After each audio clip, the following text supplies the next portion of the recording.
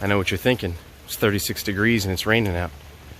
Nobody in their right mind would drive their manual transmission twin-turbo Supra, but I would. I also did this in part because I have a cold start problem where the car cranks up just fine and then a few seconds after starting it dies. So I increased my cranking pulse. That seemed to help me out.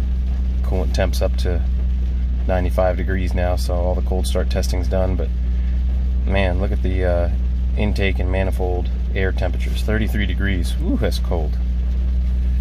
And it's rainy. Time to go out for a drive. Now I know you're thinking, man, you can't drive a twin-turbo manual Supra in the rain, but I'm here to let you know Toyota thought of that. They equipped this with a front windshield wiper and a rear windshield wiper.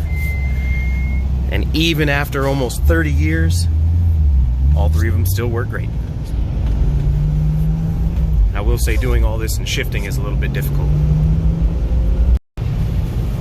The only downside of driving this car when it's cold and rainy is it tends to do this a lot.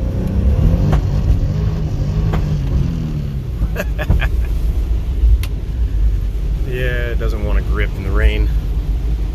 Does that surprise anybody?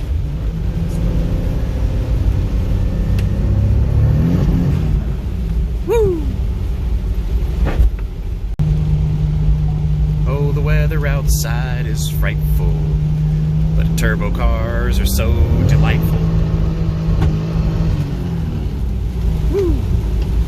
We are in a 55, so we don't want to go too fast, but man, those tires, for some reason, I don't know why, they're not getting great grip out here.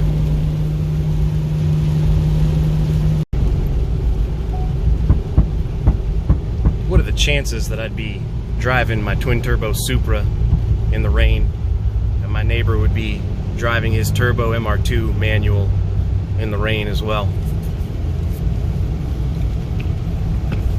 That thing is awesome.